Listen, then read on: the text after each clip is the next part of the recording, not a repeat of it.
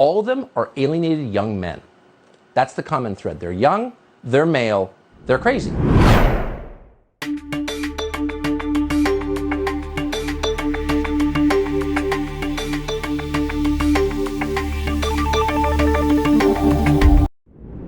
Sometimes racists and ideologues do commit crimes, but that's not the majority.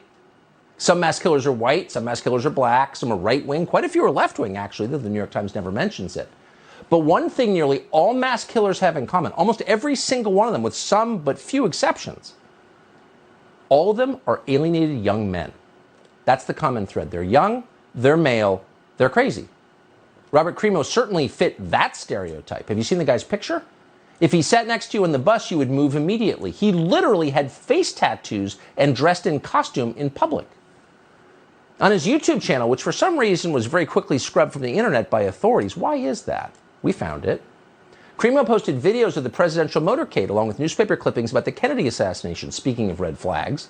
Months ago, he was filming the Highland Park parade route, the one he shot up. Not surprisingly, at a press conference today, police acknowledged they had encountered Crimo several times before. 3 years ago, for example, police arrived after he had attempted to kill himself. I'm going to relay some information from 2 prior instances that occurred here in Highland Park. The first was in April of 2019. An individual contacted Highland Park Police Department a week after learning of Mr. Crimo attempting suicide. This was a delayed report, so Highland Park still responded to the residents a week later, spoke with Crimo, spoke with Crimo's parents, and the matter was being handled by mental health professionals at that time. The second occurred in September of 2019. A family member reported that Crimo said he was going to kill everyone, and Crimo had a collection of knives. The police responded to his residence. The police removed 16 knives, a dagger, and a sword from Crimo's home. So there you have it. Back in April of 2019, police found out that Crimo had tried to kill himself. And then a few months later, in September, he threatened to, quote, kill everyone. So police took away his knives, and that was it. They didn't follow up. But even if they had, what would they have done? Taken away his guns? You get more knives. In any case, police didn't think the situation warranted further steps, as we saw Crimo was still able to buy firearms legally despite being obviously mentally ill. Now, pause for a second. Why is that? Look at Robert Bobby Crimo.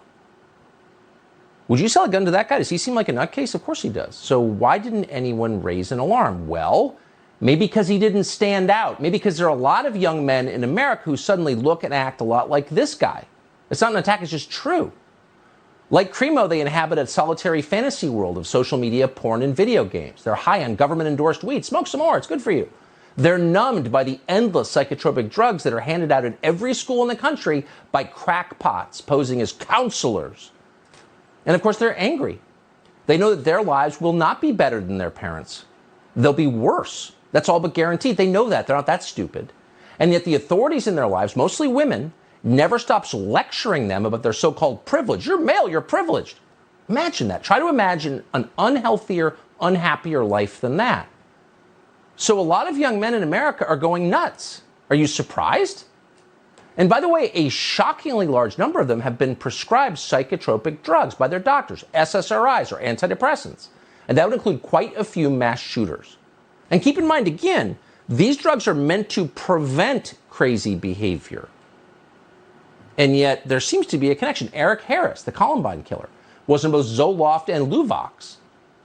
A year earlier, a 15-year-old called Kip Kinkle shot his parents and dozens of classmates. He was on Prozac. In 2005, a 16-year-old called Jeff Wiesa killed his grandfather and 10 kids in Minnesota. He was on Prozac too. So was 27-year-old Stephen Kamerzak, who murdered 6 people at Northern Illinois University. In 2012, you may recall, when 25-year-old James Holmes walked into a movie theater and shot 82 people. He was on Zoloft. The list goes on and on and on and on.